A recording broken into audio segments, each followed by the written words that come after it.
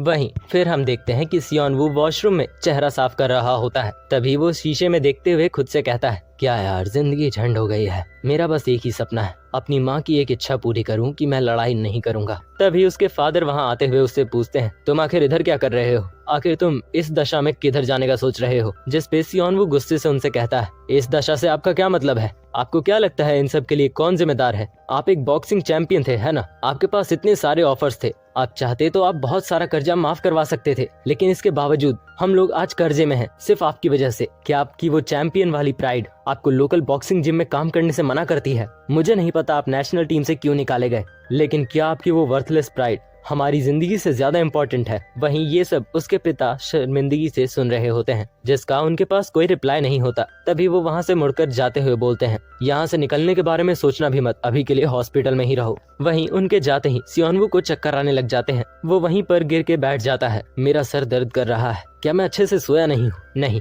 ये सब उसी आदमी की वजह से है। जब भी मैं उसे देखता हूँ ऐसा ही होता है। तभी सियोन वू हमें पास्ट की बात बताता है कि कैसे उसके पिता हफ्तों बाद घर आया करते थे, पूरी तरह से इंजर्ड। वहीं उनके पास ज्यादा पैसे भी नहीं हुआ करते थे, और जब भी सियोन वू को स्कूल में बुली किया जाता तो उसके फादर उल्टा बुली के पेरेंट्स से माफी मांगा करते। जिसके बाद सियोन वू ने डिसाइड कर लिया था कि वो अपने पिता पर किसी भी चीज के लिए निर्भर नहीं रहेगा, और ऐसा इसलिए क्योंकि वो नहीं चाहता कि उसके पिता ये समझे कि उन्होंने सियोन वू के लिए कुछ किया है। लेकिन अब सियोन वू के लिए सारी चीजें कठिन होती जा रही हैं। एक हाई स्कूलर होने के बावजूद वो ज्यादा कुछ नहीं कर पा रहा, ना ही वो एक फिशिंग बोट ले सकता है अपने काम को करने के लिए। वहीं जब उसे लोग खेलने के लिए बुलाते हैं तो वो बिजी होने के कारण मना कर देता है, जिसपे वो लोग उसका स्कूटर तक तोड़ देते हैं। लेकिन ये सब होने के बावजूद वो घर को छोड़ नहीं सकता, क्योंकि वहाँ उसकी माँ है। वहीं तभी ये सब सोचते सोचते सियोन वू अचानक से उठ खड़ा होता है, जहाँ हम देखते हैं कि वो दूसरे हॉस्पिटल में बेहोश हो चुका था। तभी वो दर्द के मारे फिर से अपना सर पकड़ते हुए कहता है, क्या मैं फिर से पास आउट कर गया? ये सब क्या चलता रहता है, और मैं दूसरे कमरे में क्यों हूँ? तभी वो अपना फोन चेक करते हुए खुद से पूछता है, जरा देखे तो कितने समय से हूँ मैं यहाँ। तभी वो देखता है कि उसके फादर का एक मैसेज आया होता है, जिसमें उन्होंने कहा होता है कि अब फाइनली समय आ गया है कि उसे सब कुछ बता दिया जाए। जो देखकर सियोन वू पहले तो गुस्सा होता है कि वो अभी भी उससे कुछ न कुछ छिपा रहे हैं, मगर जब उसे पता चलता है कि ये उसकी माँ के बारे में है तो वो अपने फादर को फोन करता है और उनसे पूछता है, क्या माँ ठीक है? जिस पे उसके फादर उसे पूरी बात बताते हैं कि अभी वो घर नहीं जा सकता, वो गैंगस्टर्स वहीं छिपे हुए हैं, तो वहाँ जाना खतरे से भरा है। तो सियोन वू अभी के लिए वहीं रहे जहाँ वो है। उन्होंने उसको एक दूसरे हॉस्पिटल में किसी दूसरे नाम से एडमिट किया है ताकि वो सेफ रह सके।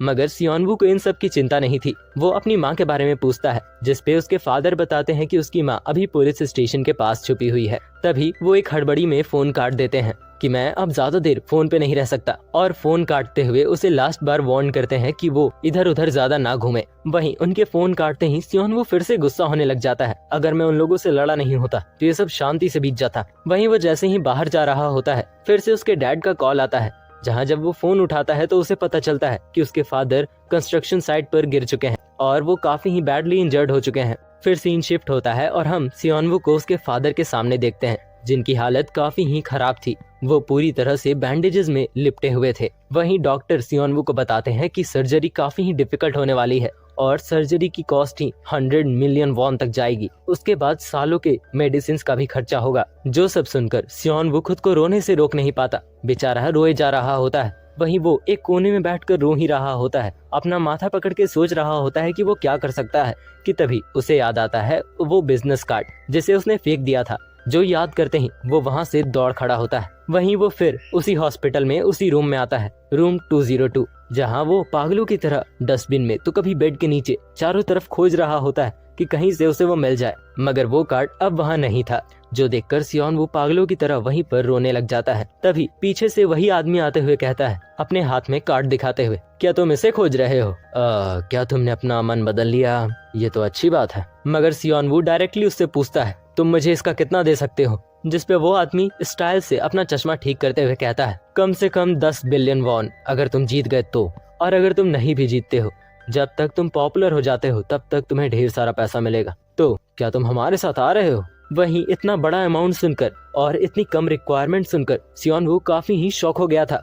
मगर तभी ये एपिसोड यहीं पर खत्म हो जाता है। सो नेक्स्ट एपिसोड में हमें पता चलेगा कि क्या सियोन वू वो ऑफर एक्सेप्ट करेगा, क्या वो अपनी मॉम से किए वादे को तोड़ते हुए फाइट करने जाएगा, वो भी उन्हीं के लिए। क्या सियोन वू अपनी इस कंडीशन को सुधार पाएगा, क्या ये आखिरी मौका वो अपने हाथ से जाने देगा, या क्या होगा आगे स्टोरी में,